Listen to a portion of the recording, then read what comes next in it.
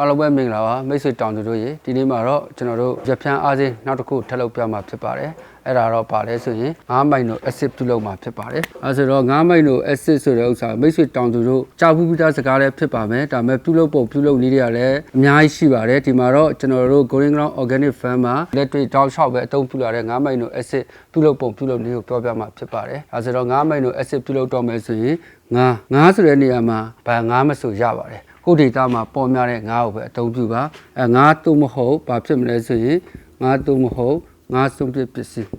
ကျွန်တော်အနေနဲ့အကြံပြုချင်တာတော့ငါးဆုံးပြပစ္စည်းကိုတုံးလို့မရလားဆိုတုံးလို့ရပါတယ်ဒါပေမဲ့အဲ့ထဲမှာငါးလေးတွေပါတယ်ဆိုတော့ပိုကောင်းတယ်အဲဆိုတော့ငါးမိတ်တို့ acid ပြုလုပ်တော့မယ်ဆိုရင်အကောင်းဆုံးဆိုတာကတော့ဘာလဲဆိုရင်မြန်မာအခေါ်ငနုတ်ပေါက်ဆိုတဲ့ငါးတိတိလေးတွေနဲ့လုပ်တာတော့အကောင်းဆုံးပဲကိုဒေတာမှာပေါ်များတဲ့ဆိုရင်ငနုတ်ပေါက်နဲ့လုပ်တဲ့ငါးအမိတ်တို့ acid တွေအကောင်းဆုံးပါငါးဆိုရင်ကျွန်တော်ဒီမှာတပိတ်တာအချိုးပဲပြောပြပါမယ်ငါတပိတ်တာဆိုရင်တင်လဲရလည်းတပိတ်တာပါအဲဆိုတော့တင်လဲလို့ပြောပြမယ်လို့မိတ်ဆွေတို့ဒီမှာတင်လဲရမရှိဘူးဆိုရင်ထရက်ရည်လည်းသုံးလို့ရတယ်ကျန်နဂါရည်လည်းသုံးလို့ရတယ်တင်လဲရည်ကျန်နဂါရည်ထရက်ရည်ရဲ့အနေအထားတော့ကြွက်မီတန်းအနေအထားဖြစ်ရမှာဖြစ်ပါတယ်အဲ့ဒါပြီးသွားရင်တော့အကောင်းဆုံးကတော့စေအိုးပါစေအိုးမရှိဘူးဆိုရင်တော့ကျွန်တော်တို့အလေးလုံးတော့ပလတ်စတစ်ပုံးတို့ပါတယ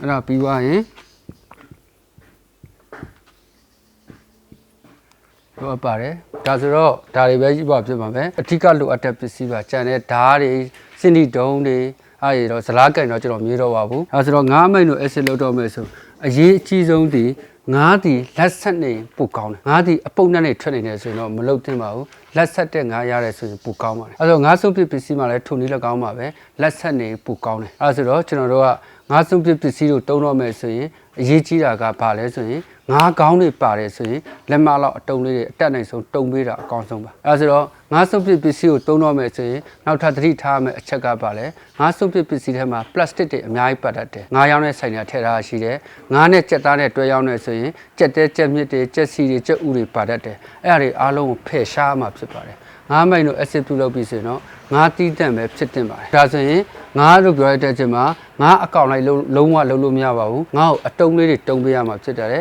အတုံးလေးတုံးပြီးမှပဲပြုလုပ်လို့ရပါဒါဆိုရင်ငါ့ကိုအတုံးလေးတုံးပြီးသွားပြီငါးဆုံးပစ္စည်းတွေကိုလည်းငါးကောင်းတွေပါတယ်လည်းလုပ်ပြီးသွားပြီဆိုရင်တော့ကျွန်တော်ငါးမိုင်တို့ acid လုပ်တော့မယ်ဆိုရင်ကျွန်တော်တို့ကဇလားကန်ထဲကိုကျွန်တော်တို့ငါးတွေထည့်ပါမယ်ငါးထည့်မယ်ငါးထည့်ပြီးသွားပြီဆိုရင်တင်လဲလောင်းထည့်မယ်တင်လဲလောင်းထည့်ပြီးတော့ဒီဥစ္စာကိုတင်လဲနဲ့ငါးနဲ့ကိုတေချာလက်နဲ့ကိုတေချာရောနှောပေးဖို့လိုတယ်တုပ်လေးနဲ့မှွေတာတို့ဘာလို့လဲဆိုတော့ငါးဖက်တွေအကုန်လုံးကတင်လဲရွှဲဆူသွားမှသာလေအဆင်ပြေတယ် Green Ground Organic Farm မှာကျတော့ငါးအမိုင်တို့ acid လောက်တဲ့ဆိုရင်ငါ့ကိုနည်းငယ်ထည့်တယ်တင်လဲလောင်းထည့်တယ်လက်နဲ့တေချာရောနှောတယ်တေချာရောနှောပြီးပြီဆိုမှကျွန်တော်တို့ကပုံထဲသို့မဟုတ်အိုးထဲကိုကျွန်တော်ထည့်မယ်ပုံထဲသို့မဟုတ်အိုးထဲကိုထည့်တဲ့အချိန်မှာ3ပုံ2ပုံထည့်ရပါမယ်ဒါစီအမှန်ငါးတပိတ်တာဆိုရင်တင်လဲရတပိတ်တာလို့လေတင်လဲရအနေထားစီချက်မီတန်းဖြစ်ဖို့လိုတယ်တကယ်လို့တင်လဲရကတအားစီးနေတယ်ဆိုလို့ရှိရင်ငါးအမိုင်လိုအက်ဆစ်ကိုပြန်ထုတ်တဲ့အချိန်မှာကျရင်ခက်ခဲပါတယ်တကယ်လို့မှတင်လဲရကကျဲလို့နေတယ်ဆိုရင်ငါးအမိုင်လိုအက်ဆစ်အာနေတင်ရရော့ပါတယ်အဲဒါကြောင့်တင်လဲရသို့မဟုတ်ကျန်တဲ့ထက်ရက်ရရဲ့အနေထားစီကြွက်မီတန်းအနေထားဖြစ်ရမှာဖြစ်ပါတယ်ဒီ9မိနစ် acid လောက်တဲ့ဆိုရင်ဒီလိုအကက်လေးလောက်တဲ့ဆိုရင်လည်းမှားပါတယ်တဝက်လောက်တဲ့ဆိုရင်လည်းမှားပါတယ်အပြည့်လောက်တဲ့ဆိုရင်လည်းမှားပါတယ်ဒီလိုမျိုးလုပ်ပြီးသွားပြီအိုးရဲ့3ပုံပုံရင်ပုံရဲ့3ပုံပုံအိုးရဲ့3ပုံပုံ2ပုံထည့်ပြီးပြီဆိုရင်တော့ပုံရဲ့နှခမ်းသားအိုးရဲ့နှခမ်းသားတွေကိုတေချာ6နေအောင်တုပ်ပါမယ်6အောင်တုပ်ပြီးသွားခြင်းသတင်းစာနဲ့ပလတ်စတစ်ကျိုးအသုံးပြုပြီးသွားတော့ကျွန်တော်တို့လေလုံအောင်စီးထားပါမယ်အဲ့ဒါပြီးသွားရင်ကျွန်တော်တို့ကြွက်ရံကိုကာကွယ်ပါမယ်ကြွက်ရံကိုကာကွယ်ပြီးတော့ဒီပြုလုပ်ထားတဲ့ငါးမိုင်လိုပုံသို့မဟုတ်အိုးကိုနေအောင်ချီဓာတ်မကျတဲ့နေရာအလင်းအောင်ဓာတ်မထိတဲ့နေရာအေးမြ6တဲ့နေရာမှာထားပါမယ်ငါးမိုင်လိုဒီတလားပြည့်တယ်ဆိုရင်တော့ကျွန်တော်တို့ကဘာလုပ်မလဲဆိုရင်တလားပြည့်တယ်ဆိုရင်တော့စစ်ပါမယ်အဲ့ဒါပြီးသွားရင်အရေးတွေကိုတော့ကျွန်တော်တို့ကလေလုံးအလင်းလုံးနဲ့ပုံထဲမှာထည့်မယ်အဲ့ဒါပြီးသွားရင်တော့ကျွန်တော်တို့ကပုံတခြားပုတ်ပြီးတော့ကြကြထားလေပူကောင်းနေဖြစ်ပါတယ်ငါးမိန်တို့ကနေစုပ်ပစ်လာတဲ့အဖက်တွေရှိတယ်အဲ့ဒါတော့ကျွန်တော်တဘာဝမျိုးဩဇာလုပ်တဲ့နေရာမှာထည့်သုံးလို့ရတယ်ကိုယ့်ရဲ့နေရာမှာဝက်မွေးထားဆိုရင်ဝက်စာထဲကိုထည့်ကျွေးလို့ရပါတယ်အဲ့စုပ်ပစ်တဲ့အဖက်တွေကတအားပြင်းပါတယ်အဲ့အဖက်တွေကိုအပင်ချင်းရုံတွားပုံလိုက်တယ်ဆိုရင်ပြင်းလို့တဲ့အတွက်အပင်က6ပြီးတည်သွားနိုင်တယ်အဲဒါကြောင့်ဒီစုပ်ပစ်တဲ့အဖက်တွေကိုတဲ့နေရာမှာ အပင်ချင်းလေးမှာတောင်းမပုံပါနဲ့တကယ်လို့မှကိုကရှောက်တို့တံမြာဒီတို့